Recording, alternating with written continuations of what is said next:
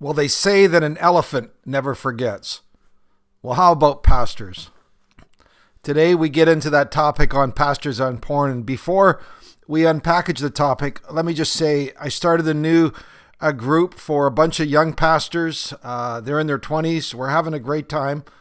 And it's pretty much full. So if you're in that stage, you waited too long.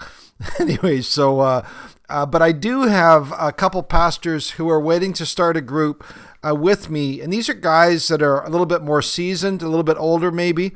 So perhaps if you're in a lead role right now and you're running into challenges around your sexual behaviors, I'd love you to consider joining a group that we're going to be starting. As I do this podcast, we're approaching May of 2022.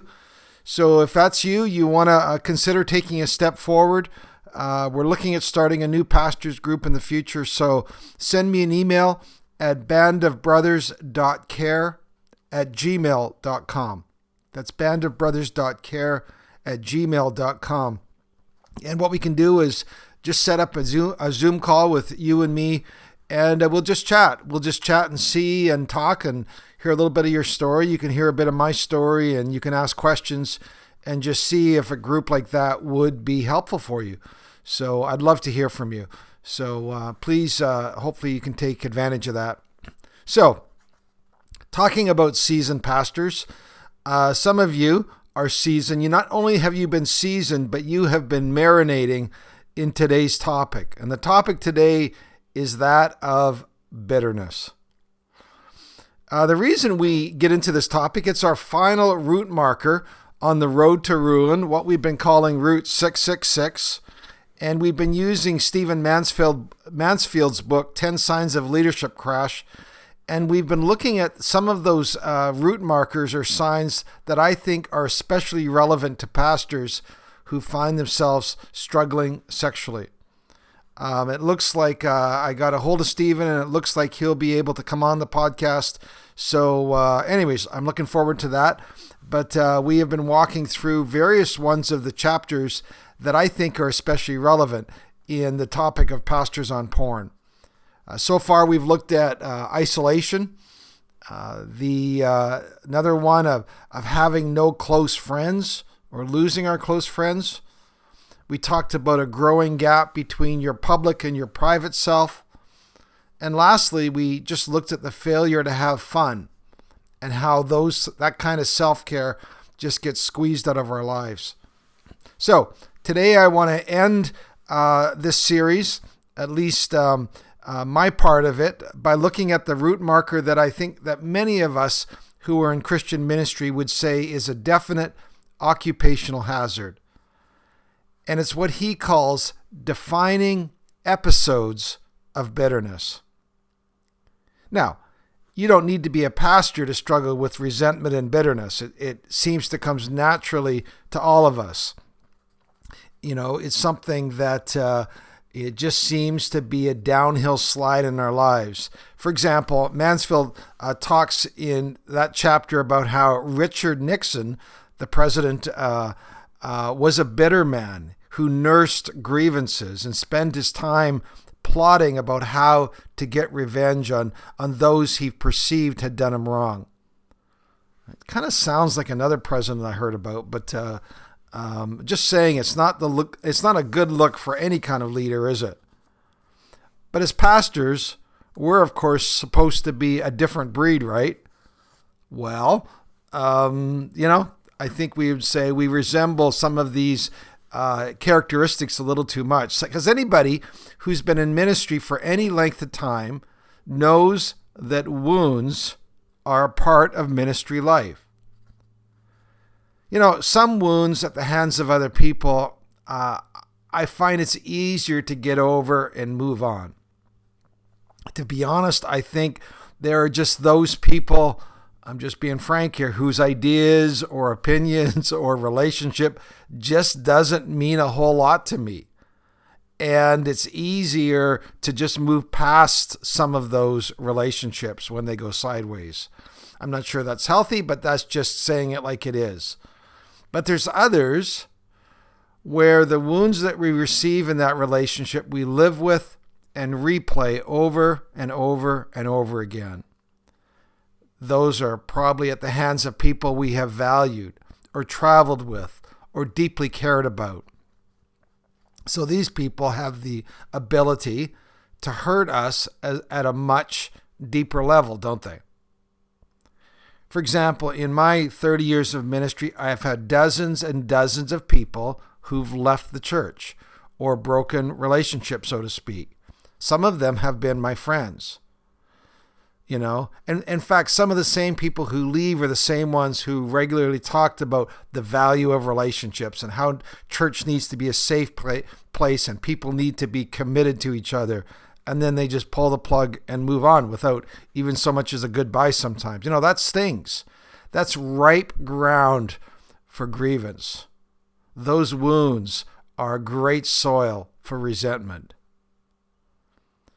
Some of those, sometimes in ministry, it just feels like the expectations that have been placed on you or your wife just seem horribly unfair, And sometimes when you fail to meet them and you get those shots or those parting shots from people, that settles in your spirit or it settles in your stomach like bad food that gives you food poisoning, not just an indigestion.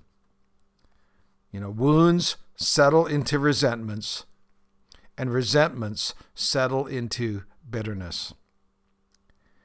Maybe that's where we go back to the heart of an elephant. It never forgets. The heart of a pastor. This is what Mansfield say. He says, either we forgive offenses, or they will cycle in us. They will cycle in us throughout the years, and they will gain strength, and they will recruit still other offenses. We're going to get to maybe a few things we can do later on. But, I think of that and I go, wow. So in one sense, he seems to be saying offenses or grievances breed grievances. Bitterness breeds bitterness. They recruit other offenses, grievances, resentments.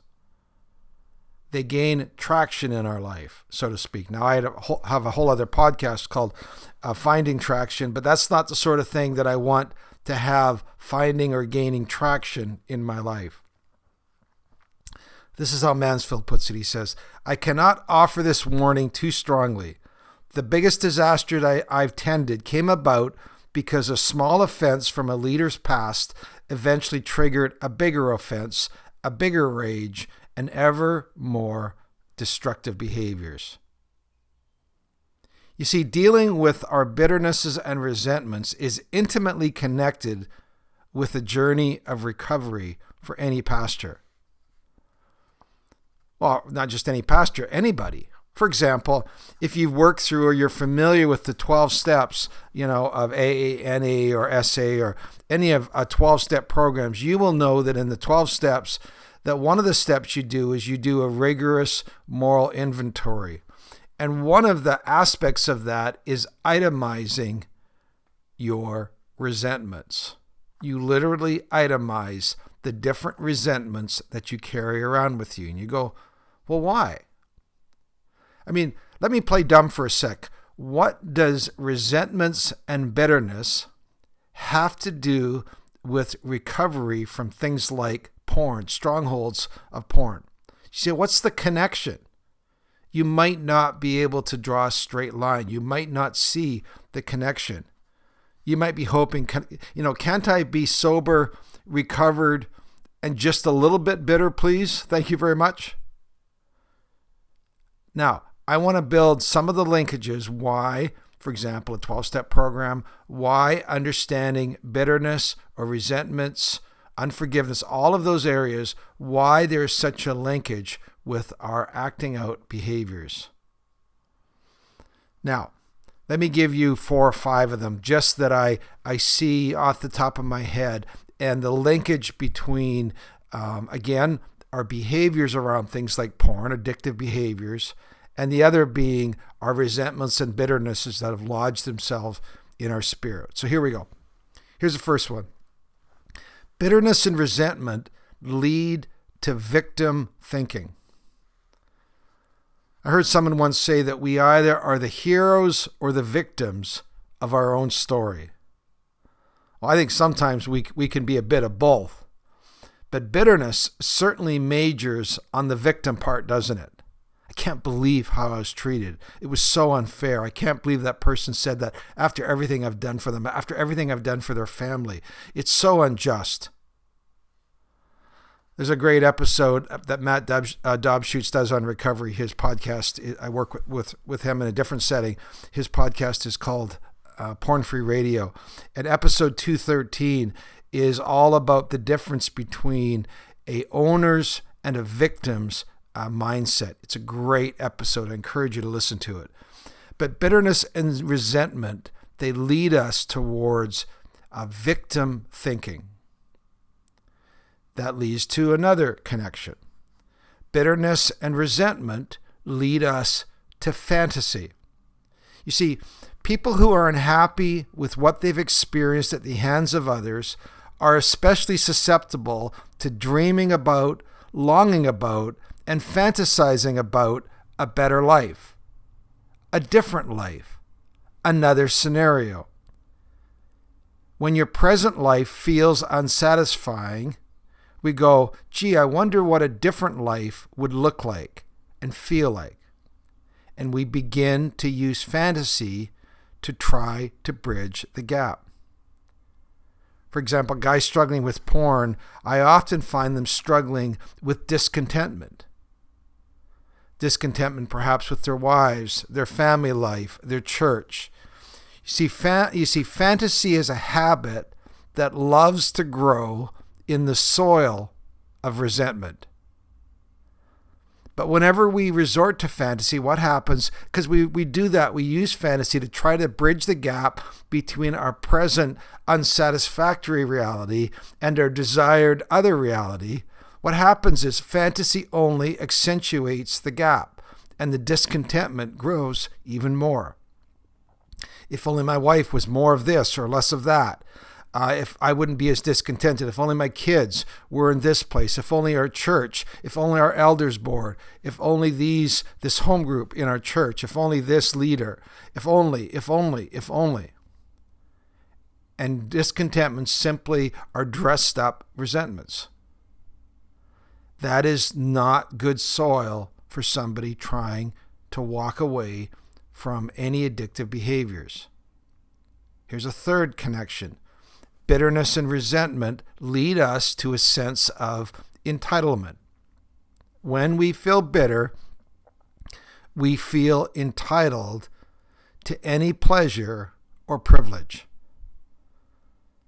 You know, considering the way I've been treated, I deserve this. You know, nobody understands me. I'm under so much pressure. I have been treated so poorly. I've been so misunderstood. What do you expect from me? I have to deal with these hurts somehow, right? It leads us to feeling entitled. We're entitled. It's okay for us to act out in this way that violates our call, violates our sense of integrity because of the way other people have treated us or the situation we find ourselves in. Fourthly, I would just say this: bitterness and resentment lead us into isolation. And we've already spoken about how much of a danger sign isolation is. But when we're bitter, not only do we avoid people, but we drive away the people, the very people that we need. I mean, who likes to have a bitter person for a close friend? Right? I've been there sometimes as the bitter person, and I've talked to people who are predominantly bitter. And you just get the same story over and over and over again. You know, for you older guys, it's like those CD players, and you would put a music CD on it, it would start to skip, and you would need to smack the side of the CD player to get it past the skip. You young guys wouldn't know that, but, you just go, isolation is a result of living a life of bitterness and resentment. We drive people away, or we don't want to be around people, or people are just another opportunity for us to get hurt again, like the last person did. we put up walls, defensive walls, in our bitterness. And fifthly, I would say this: bitterness and resentment shield us from the empowering and healing presence of God. I mean, this one's probably the worst of all. A verse in the Bible says this: "See to it that no one falls short of the grace of God, and that no bitter root grows up to cause trouble and defile many." It's interesting, the connection between bitterness, feeling or being defiled, and the grace of God. You know, if we don't have grace, and I just like to define grace in this context as, if we're without grace, we are without access to the empowering presence of God in our lives. You know, we are in a downward spiral that ends in nowhere good. So all of those are reasons why I think this idea of defining episodes or seasons of bitterness are so important. I mean, each one of us who are in leadership, it would be great, again, if we go to the doctor's office and we could take there could be some sort of measurement, like a blood pressure thing that goes on our arms or something that just says, your bitterness level, your resentment level is an 8. And and we need to get it down to a 3 or 4. Because that is, like blood pressure. If your blood pressure is too high for too long, too sustained a period of time, you're going to have a stroke. So, I guess let me give one last quote from Mansfield here. I think this is a quote. He says, "The soul has a memory like an elephant. It's wrapped in Velcro. It holds on to whatever we let stick to it." So what do you do when your Velcro soul has picked up way too much lint and debris and lost its stickiness? Those of us who had kids, when you're young, I think the person that invented Velcro should be given a sainthood, just because, and the guy that invented Lego as well, but because all of those struggles of teaching your kids to tie their shoes when they're too young was all removed when we, all of a sudden had Velcro runners for the smallest of children. And they were just wonderful. You just, you slip them into their runners and you slip the Velcro tabs on and they're good to go. But over time, you'll see what happens is lots of stuff sticks to that Velcro. And it eventually, if it's unremediated, loses its stickiness. And they just don't work. And so they keep coming off. And you go, well, that's not any good. They're not serving what they're supposed to, these great Velcro straps. I Googled it, by the way, and there's all sorts of things you can do to get the stickiness back. And there's using your fingers and tweezers or pins and needles or fine-tooth comb. Apparently, it's a big problem out there because you can Google that, right? That get in the way of this wonderful Velcro invention. Resentments and bitterness and unforgiveness are like those blockages in the Velcro in our soul that require the patient and persistent work of letting go and forgiving those who have hurt us. Now, if you've been in ministry for any period of time, this is where having a good counselor, a good therapist, I think is a lifesaver. I don't know how you can be in ministry without having a person that you regularly go to who asks you these kind of questions. Let's look at the stickiness of your Velcro. How many resentments and bitterness are sticking to that right now, getting in the way of a soft, pliable heart towards God and other people? Let's talk about that. Let's work with that. And, I think sometimes when we've collected too many of those, there's just no way that we can on our own forgive others our way out of it. It just feels overwhelming. I'm just being honest here. We need somebody who is a spiritual director or a life coach or a wise, seasoned person to say, let's begin to walk through and helping you get free again from those things that are sticking to your soul, those hurts, those wounds. Because if you don't, if you stay in your defining season of bitterness, it will take you out. It will take you sideways.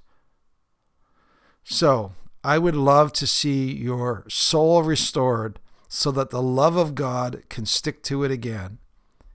And you can once again fully and freely attach to other people in love from the outflow of the love that you've received. So I would love you to look at the Velcro of your soul today. Deal with your defining episodes or seasons of resentment and bitterness. So till next time, Vern out. God bless.